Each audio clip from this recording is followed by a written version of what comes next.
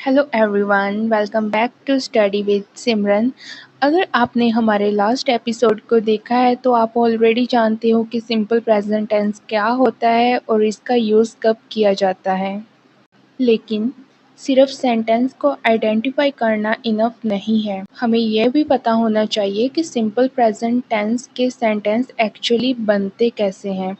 इसलिए आज के एपिसोड में हम सिर्फ एक इम्पॉर्टेंट चीज़ पर फोकस करेंगे और वो है सिंपल प्रेजेंट टेंस का स्ट्रक्चर, यानी सेंटेंस में कौन सा पार्ट सबसे पहले आएगा और सेंटेंस को प्रॉपरली कैसे अरेंज करना है। So let's start. Sentence banana mathematics के फॉर्मूले के जैसा है। जैसे मैथ्स में अगर हम नंबर्स को गलत ऑर्डर में लगा दें तो आंसर गलत हो सकता है, वैसे ही इंग्लिश सेंटेंस में वर्ड्स को करेक्ट ऑर्डर में रखना बहुत इम्पॉर्टेंट है। सिंपल प्रेजेंट टेंस के एक बेसिक सेंटेंस को समझने के लिए हम उसे 3 पार्ट्स में डिवाइड कर सकते हैं: सब्जेक्ट, वर्ब और ऑब्जेक्ट। सबसे पहले हमारा आता है सब्जेक्ट, फिर उसके बाद आता है वर्ब और देन ऑब्जेक्ट। इसलिए हमारा बेसिक पैटर्न है subject plus verb plus object. अब क्वेश्चन ये है कि सब्जेक्ट क्या होता है, वर्ब क्या होता है और ऑब्जेक्ट क्या होता है। चलो एक एक करके हम इसे समझते हैं। हमारे पास सबसे पहला है सब्जेक्ट। अगर सिंपल वर्ड्स में समझो तो सब्जेक्ट बताता है कि एक्शन कौन कर रहा है। For example, Rahul pledge cricket. अब हम पूछते हैं क्रिकेट कौन प्ले करता है। आंसर है राहुल। सो राहुल हमारा यहाँ पर सब्जेक्ट है। इसी तरह अगर मैं एग्जाम्पल लूँ आई रीड बुक्स, तो बुक्स कौन रीड करता है। आंसर होगा आई। तो यहाँ आई हमारा सब्जेक्ट है। हमारे पास कुछ कॉमन सब्जेक्ट्स हैं, जैसे I, we, you, they, he, she, it. सिर्फ प्रोनाउन से ही नहीं, किसी पर्सन का नेम भी सब्जेक्ट हो सकता है। जैसे एग्जाम्पल में हमने देखा था राहुल। आपको योर नाम भी यूज़ कर सकते हैं, जैसे पिंकी, रिया एटसेट्रा। किसी पर्सन या थिंग का नाम भी सब्जेक्ट बन सकता है। तो सिंपल ट्रिक याद रखो, subject means who does the action.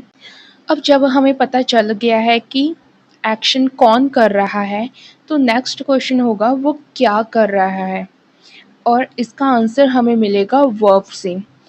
So let's understand the second part, verb. Verb हमें बताता है कि सब्जेक्ट क्या कर रहा है। For example, read, play, right, eat, go, study. ये सब हमारे वर्ब्स हैं। अब एग्जाम्पल देखते हैं। I study English. यहाँ हम पूछ सकते हैं कि मैं यानी आई क्या करता है। आई स्टडी, मैं पढ़ता हूँ, इसलिए स्टडी यहाँ वर्ब है। एक और एग्जाम्पल देखते हैं। दे प्ले क्रिकेट।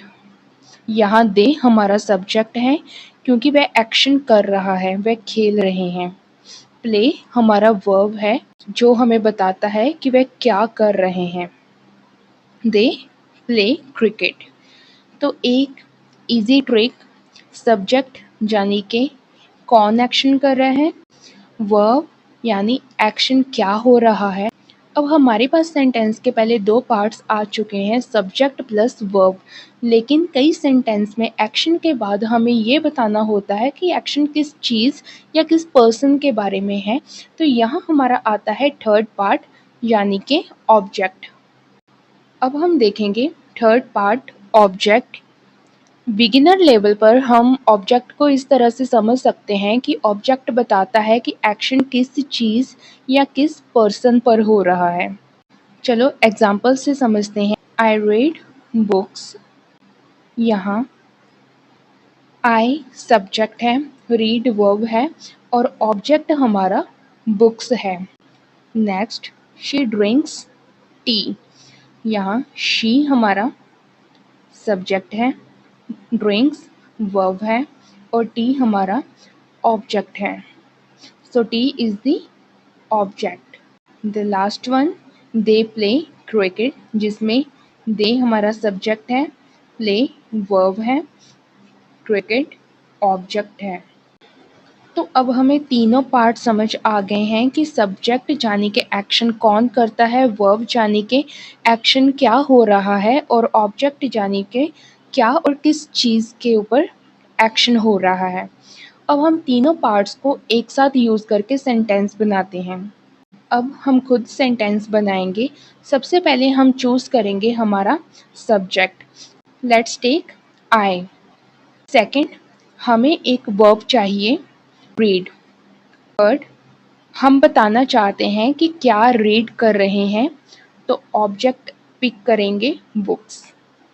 अब रूल के अकॉर्डिंग जो है subject plus verb plus object, हमारा सेंटेंस बनेगा आई रीड बुक्स। अगर सपोज मुझे अपनी एक रूटीन बतानी है कि मैं रोज़ 8 बजे ब्रेकफास्ट करती हूँ, तो कैसे बनाएंगे?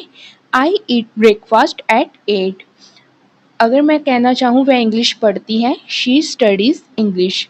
सेंटेंस को बनाना एक्चुअली इतना डिफ़िकल्ट नहीं है, बस हमें सेंटेंस के ये रूल पता होने चाहिए कि एक बेसिक पैटर्न क्या है।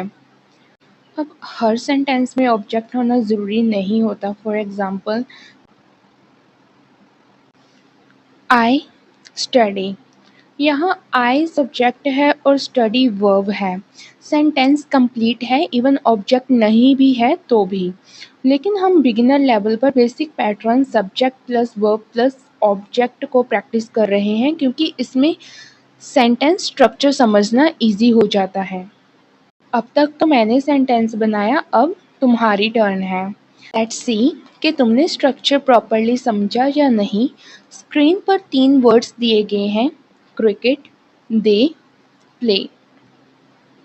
अब इन तीनों वर्ड्स को देखो और बताओ कि करेक्ट सेंटेंस क्या होगा। मैं तुम्हें कुछ सेकंड्स का टाइम देती हूँ। Pause the video if you need more time.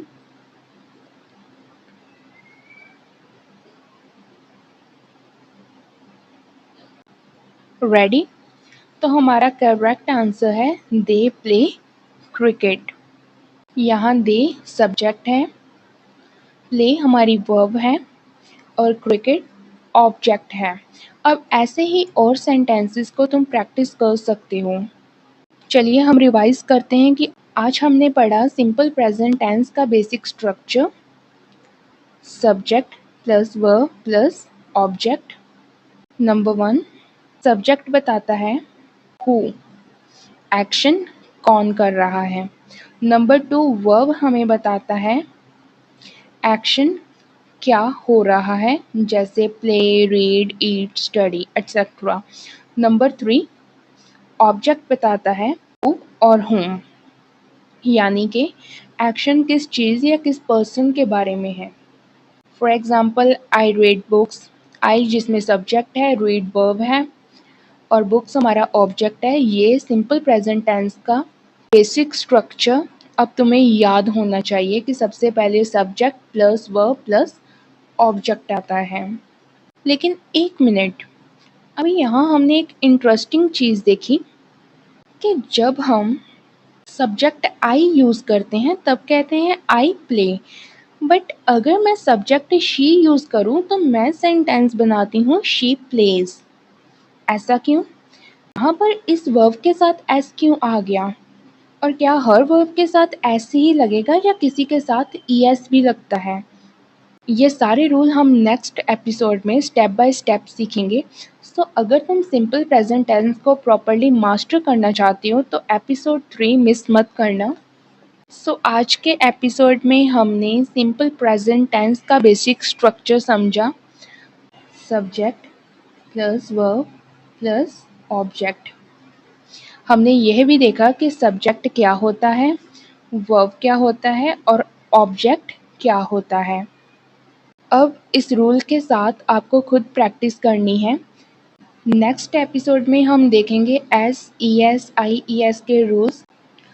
I hope आपका सिंपल प्रेजेंट टेंस का स्ट्रक्चर अब क्लियर हो चुका होगा।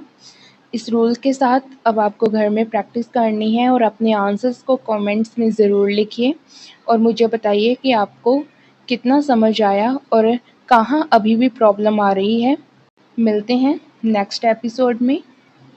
Thanks for watching, keep learning, keep practising, bye bye.